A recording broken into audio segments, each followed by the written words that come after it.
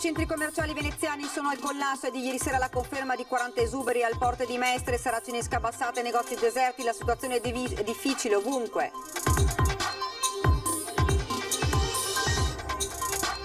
Zaia risalda l'asse con il sindaco Luigi Brugnaro sul tema dell'autorità per la laguna, bisogna tornare allo spirito della Serenissima, le competenze vadano al sindaco. Il Partito Democratico incalza il primo cittadino, a ciascuno il suo, si occupi dei progetti per la città e di come utilizzare le risorse del Recovery Fund, afferma il deputato Pellicani.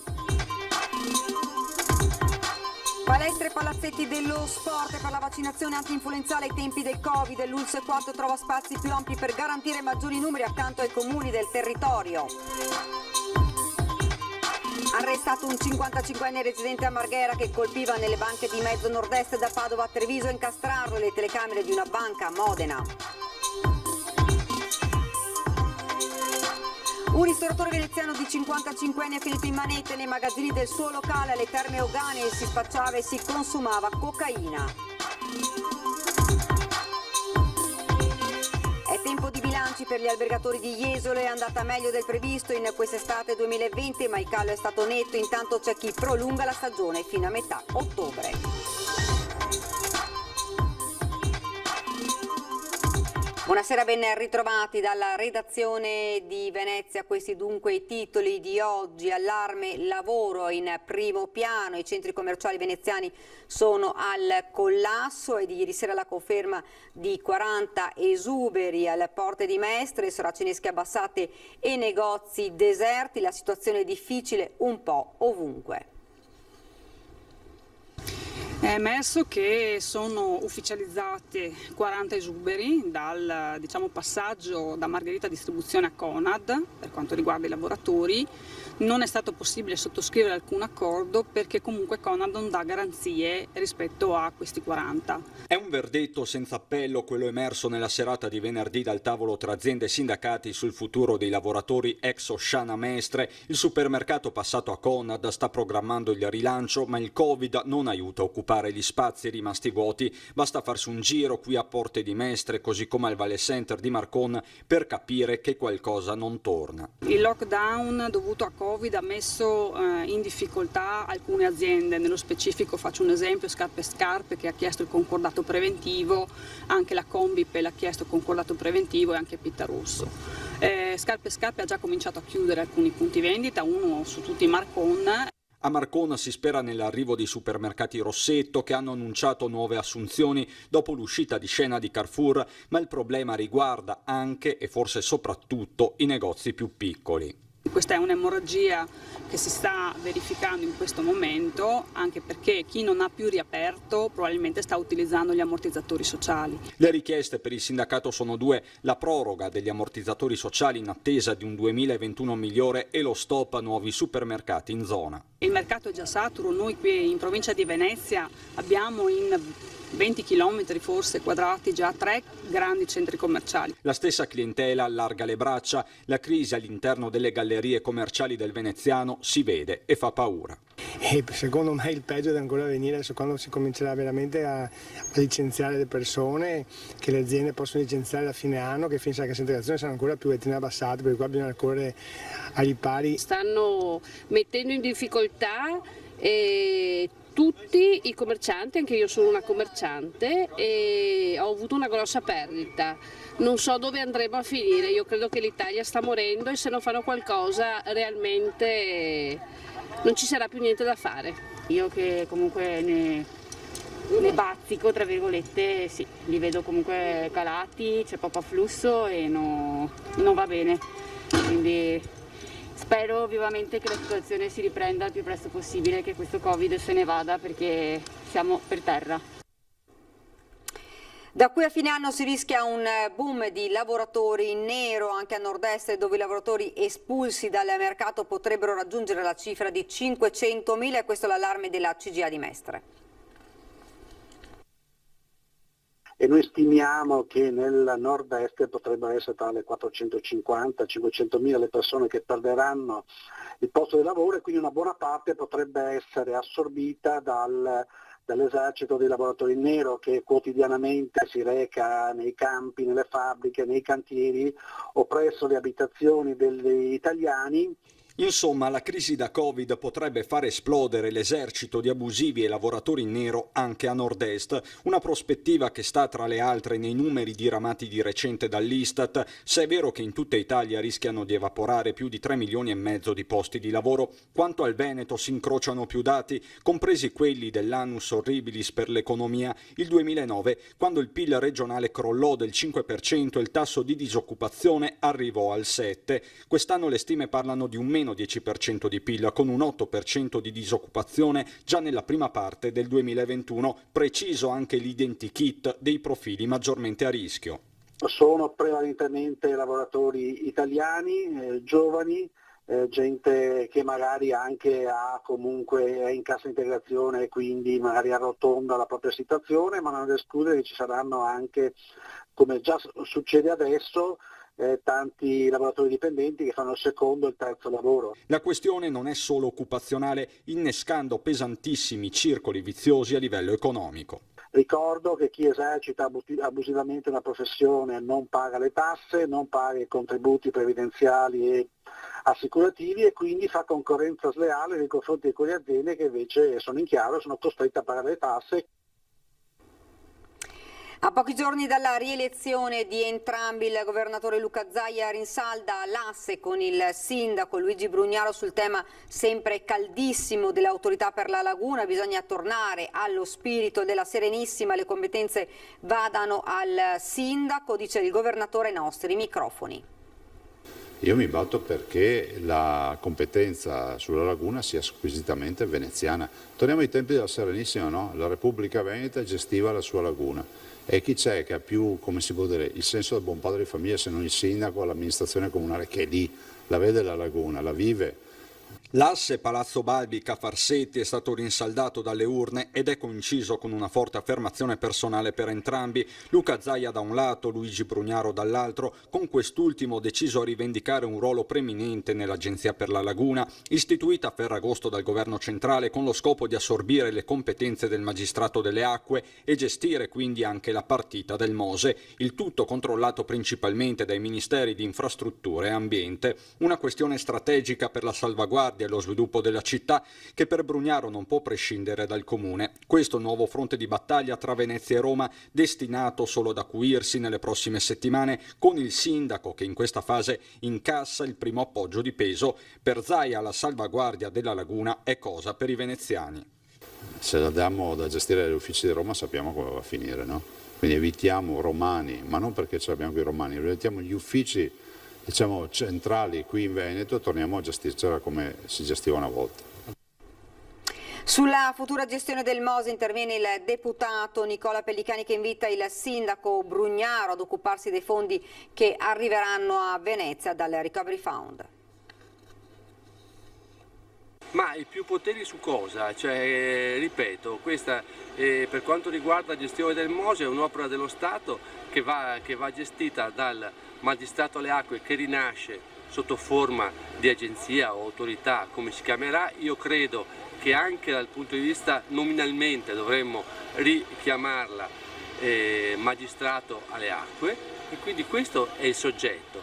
Non è che Brugnaro può fare il federalista con i soldi degli altri. Il messaggio del deputato Nicola Pellicani al sindaco Brugnaro è chiaro. Il Mose è un'opera costruita dallo Stato sulla testa dei veneziani, un'opera finanziata dallo Stato e che ora, sciolto il consorzio Venezia Nuova, sarà gestita da un ente con sede a Rialto, l'Agenzia per la Laguna di Venezia, che in fondo altro non è se non il vecchio magistrato alle acque. Pellicani lo ribadisce, a ciascuno il suo, nel rispetto di poteri e competenze. La proposta di Brugnaro, ripeto, mi pare molto confusa, cosa non capisco e la dovrà chiarire meglio perché ai veneziani non è ancora chiaro cosa vorrebbe il sindaco. Vorrebbe fare cosa? Il ministro, il presidente dell'autorità, il sindaco? Negli ultimi anni a Venezia è arrivato dal governo 1 miliardo di euro che è gestito dal comune e per la città ora ci sono all'orizzonte anche i fondi europei del Recovery Fund. Brugnaro, secondo Pellicani, dovrebbe pensare a gestirli, invece di volere enti, conclude, che a nessun sindaco è mai venuto in mente di gestire. Penso ad esempio al Recovery Fund, su quei temi dovremmo fare squadra, ma aspettiamo che il sindaco ad esempio ci presenti il piano di progetti che ha inviato ai ministeri a Roma. Si parla di progetti per alcuni miliardi, dovremmo condividerli, questo significa fare squadra nell'interesse della città.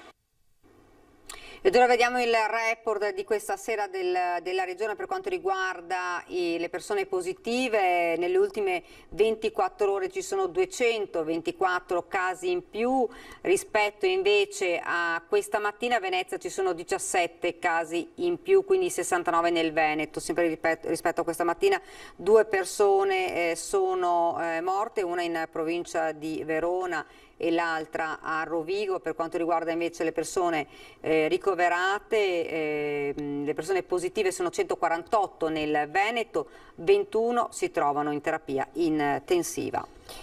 Ed ora parliamo invece della campagna anti-influenzale. L'ULSS 4 Veneto Orientale si è accordata con i sindaci del proprio territorio per l'uso dei luoghi pubblici di ampie dimensioni che garantiscano più flessibilità di orario e massima sicurezza sanitaria in epoca Covid. Con il probabile arrivo di una seconda ondata di coronavirus dietro l'angolo, la campagna di vaccinazione anti-influenzale 2020 assume una valenza strategica. Sul territorio dell'ULSS 4 Veneto Orientale non solo sono in arrivo 70.000 dosi, circa 22.000 in più rispetto all'anno scorso, ma oltre agli ambulatori medici saranno messi a disposizione spazi pubblici come palestre e palazzetti dello sport, attivi anche in orari e giornate extralavorative. E c'è una nuova fascia di popolazione che è invitata a vaccinarsi, che è quella che va dai 60 ai 65 anni. Una popolazione quindi anche giovane, che in età lavorativa il più delle volte, che magari ha più difficoltà ad andare dal proprio medico di base, prendere l'appuntamento e fare la vaccinazione. E quindi abbiamo pensato che oltre ai medici di medicina generale, anche noi come Dipartimento di Prevenzione Distretto, di aprire in ogni comune delle sedute vaccinali straordinarie con la collaborazione appunto dei comuni che ci metteranno a disposizione le palestre, i palazzetti. Circa 30.000 dosi di vaccino trivalente sono destinate alle fasce d'età che includono bambini dai 6 mesi ai 6 anni e adulti fino ai 60 anni d'età. 4.000 dosi di vaccino quadrivalente sono invece destinate alla popolazione con età superiore ai 60 anni.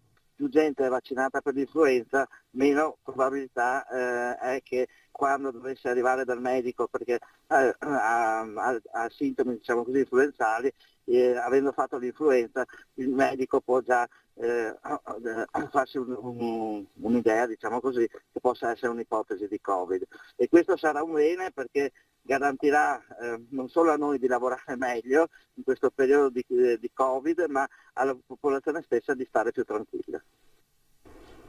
Siamo ora alla cronaca. Un vero e proprio pendolare delle rapine è stato arrestato dalla squadra mobile di Modena. Da Marghera aveva pianificato e portato avanti colpi in tutto il nord-est, da Padova a Treviso. Un vero e proprio trasfertista delle rapine, abituato a spostarsi in treno e a colpire per lo più in banche di provincia. Questa è la specialità di un 55enne foggiano residente a Marghera, che da qui partiva per i suoi colpi pianificati in mezzo nord-est. A incastrarlo stavolta la squadra mobile di Modena, città dove il 22 giugno scorso era entrato con una pistola a scacciacani in una filiale MPS. Colpo fallito, visto che il timer della cassaforte gli ha impedito di prendere il denaro, ma non di depredare i portafogli di alcuni dipendenti. Da qui la fuga con addosso una mascherina chirurgica, immortalata però dalle telecamere. L'uomo è stato raggiunto dalla misura dell'arresto in carcere a Verona, dove già si trovava dopo essere stato arrestato in flagranza per una tentata rapina proprio nel veronese, pochi giorni dopo i fatti di Modena. Non solo, l'uomo, si è scoperto, fino a marzo si trovava in carcere a Padova per un colpo nel Trevigiano.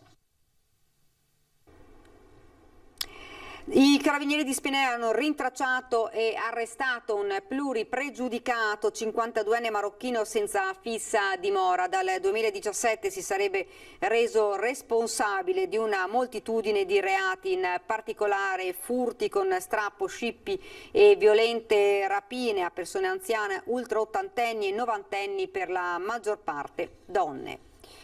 Ed ancora cronaca, è finito in carcere un ristoratore veneziano che lavora a Montegrotto Terme nel Padovano. In un magazzino del suo locale i clienti potevano sniffare cocaina.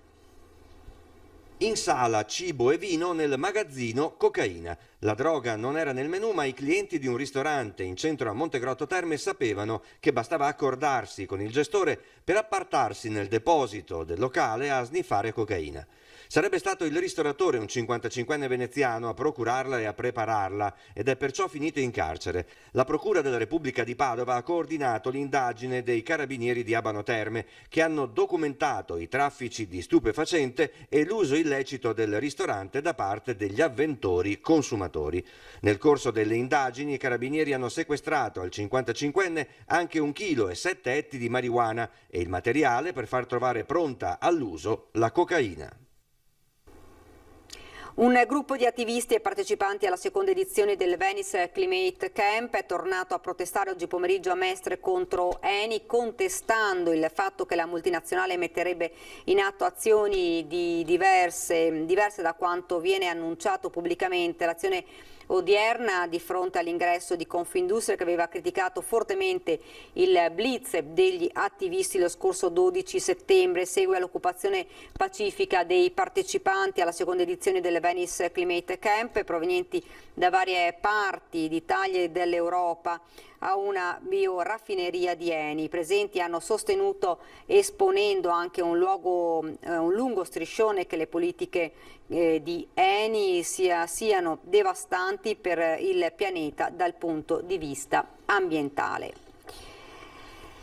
Il Tribunale amministrativo regionale del Veneto ha respinto la richiesta di sospensiva del calendario venatorio 2020-2021 della Regione. Lo rendono noto gli uffici dell'assessorato regionale dell'agricoltura e alla caccia. L'ordinanza del TAR pubblicata oggi respinge il ricorso presentato dalle associazioni LIP, WWF, EMPA, LAV e LAC per annullare il calendario faunistico venatorio regionale previa sospensione cautelare.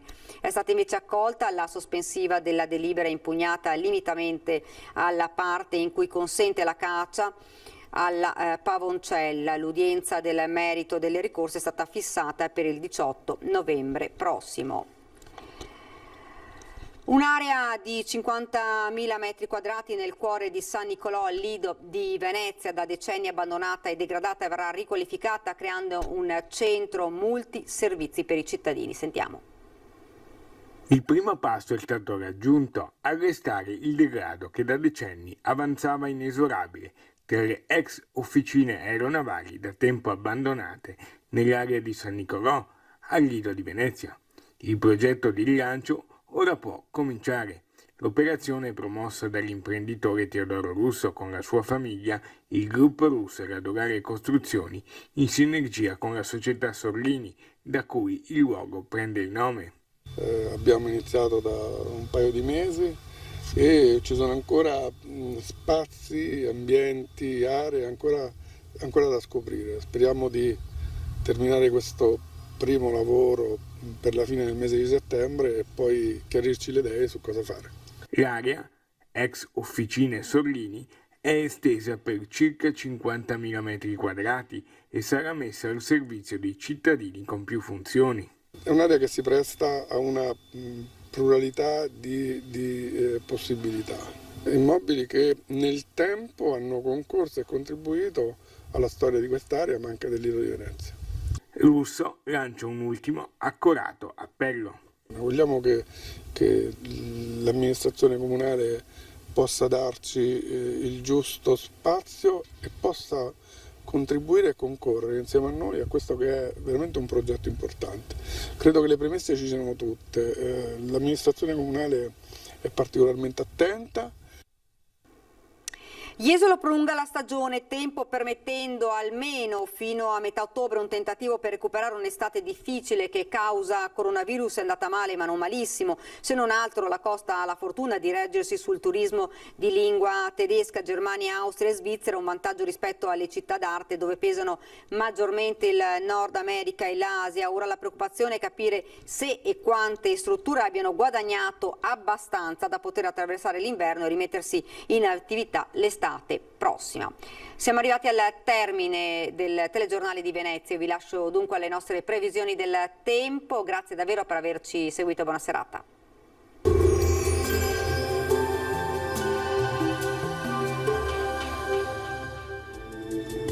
Benvenuti al meteo. Domenica autunnale, al nord-est calo termico, ma tempo in prevalenza buono. Il dettaglio del 27 settembre. Sul Veneto condizioni generalmente asciutte, sarà per lo più soleggiato con poche nubi a carattere sparso. Tuttavia nelle ore pomeridiane e serali potrebbe peggiorare con qualche occasionale piovasco a macchia di leopardo. Temperature in ulteriore lieve diminuzione, minime tra i 3 e gli 11 gradi, valori massimi invece tra i 15 e i 18 gradi all'incirca. Stessa situazione poi anche sul Friuli Venezia Giulia con più sole, col passare delle ore deciso peggioramento, rovesci e temporali anche intensi a partire dalla serata. Temperature minime fino a 11 gradi, massime sui 18-19. Infine ci spostiamo sul Trentino Alto Adige, il tempo si mantiene asciutto e anche ampiamente soleggiato per tutta la giornata. Temperature minime sui 4 gradi, massime fino a 16-17 all'incirca. Dal meteo per ora è tutto, io vi auguro un buon proseguimento in compagnia di Antenna 3.